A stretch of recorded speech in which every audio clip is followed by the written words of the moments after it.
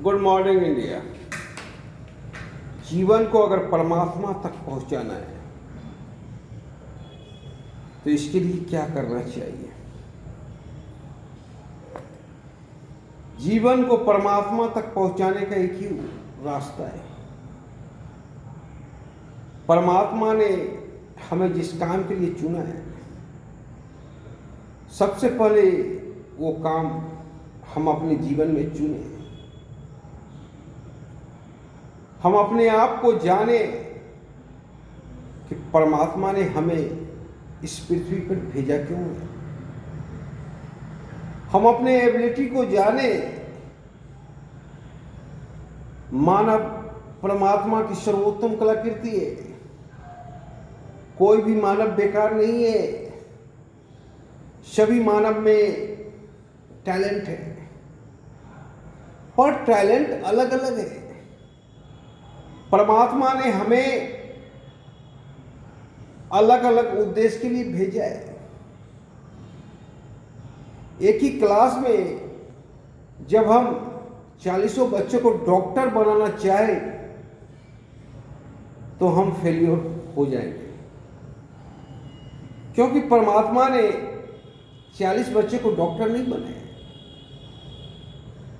हो सकता है 3-4 बच्चे के पास वो एबिलिटी हो, बाकी बच्चे के पास दूसरा एबिलिटी हो। कोई फुटबॉलर हो, कोई क्रिकेटर हो, कोई म्यूजिशियन हो, कोई साइंटिस्ट हो, हर एक दिशा में एबिलिटी हो। पर जब हम कोशिश करते हैं 40 बच्चे को डॉक्टर बनाने का, तभी हम फेलियर साबित होते हैं। तो परमात्मा ने जो टैलेंट दिया है, उस टैलेंट को लेके दौड़े हम, और इसे जानने के लिए सीधा सा एक तरीका है। जो काम आपको बार बार अपनी ओर खींचे, जो काम करने में आपको आनंद आवे, वही काम आपका अपना है। अब रास्ता पता चल गया। जब रास्ता पता चल गया तो मंजिल भी पता चल जाएगा। अब आपको उस रास्ते में चलना है, दिन रात एक करना है, अपने आप को झोंक देना है। दुनिया की परवाह नहीं करना है कि दुनिया क्या बोलता है। अगर आप ज्यादा पैसा कमाओगे, दुनिया लुटेरा बोलेगा। अगर आपकी आर्थिक स्थिति खराब है, दुनिया भिखारी बोलेगा। दुनिया का काम है बोलना, पर आपका काम है करना। आप अपना काम कीजिए, दुनिया की परवाह मत कीजिए और चलते जाइए, रुकिए मत। अगर गिरे तो तुरंत उठे और फिर चलना शुरू कीजिए। और ये मत भूलिए कि आपके साथ परमात्मा चल रहा है। आप बिना मंजिल हासिल किए रुक ही नहीं सकते। आपके साथ वो शक्ति है जो कभी हारा ही नहीं है। इसलिए चलते रहिए जब तक मंजिल समीप ना आ जाए। और एक समय ऐसा आएगा, आपको लगेगा इससे अच्छा काम मेरे लिए, मेरे जीवन में कुछ नहीं है। तो वो परम आनंद है। जब परम आनंद की प्राप्ति होने लगी तो समझिए अब परमात्मा की प्राप्ति होगी। और जब परमात्मा ही मिल जाए तो और इंसान को कुछ नहीं चाहिए। इसलिए सबसे पहले अगर आप अपने आप को जान जाते हैं तो परमात्मा को जान जाते हैं। तो परमात्मा तक पहुंचने के लिए आपको अपने आप को जानना होगा, और दूसरा कोई उपाय नहीं है। धन्यवाद। Good morning India. जापान और चीन की शिक्षा प्रणाली हमसे अच्छी है। क्यों? भाई साहब, जापान और चीन की शिक्षा प्रणाली हमसे 10 गुना आगे। इसीलिए जब भी ओलंपिक होता है तब जापान और चीन हमसे आगे होता है। क्योंकि मैं जो बात बोलता हूं कि बच्चे में जो एबिलिटी है उस एबिलिटी को लेके दौड़िए, उसी क्षेत्र में चयन कीजिए। जापान और चीन में ऐसा ही स्कूली शिक्षा में वहां के लोग करते हैं। जो टैलेंट बच्चे में होता है प्राइमरी क्लास से ही उसी फील्ड में बच्चे को निपुण किया जाता है।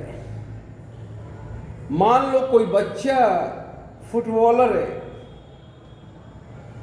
तो उसका सारा फोकस फुटबॉल के दिशा में ही होता है। उसे अन्य विषय नहीं थोपा जाता है। अगर कोई बच्चा आर्टिस्ट है तो प्राइमरी स्टेज से ही वो आर्ट के काम में ही निपुणता हासिल करेगा। अब सोचो, बीएफए का कोर्स 4 साल का होता है। अगर शुरू से ही उस बच्चे में आर्ट का स्किल डाला जाएगा तो कितना ऊपर जाएगा। क्योंकि शुरू से ही हम आर्ट का स्किल डाल रहे हैं।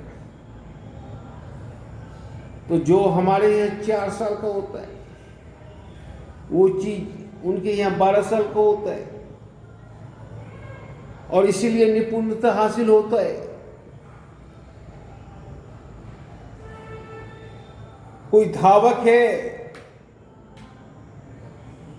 कोई तैराक है, कोई डांसर है तो प्राइमरी स्टेज से ही उसी में डाल दिया जाता है और उसे दुनिया की कोई ताकत हरा नहीं सकता है। किसी बच्चे में साइंस में ही एबिलिटी है तो अन्य सब्जेक्ट को नहीं थोपा जाता है, सिर्फ साइंस ही पढ़ाया जाता है। उनमें एक वैज्ञानिक को डेवलप किया जाता है और थ्योरी से ज्यादा प्रैक्टिकल कराया जाता है। जापान और चाइना में प्रैक्टिकल पे ज्यादा जोर दिया जाता है और हमारे यहाँ थ्योरी पे ज्यादा जोर दिया जाता है।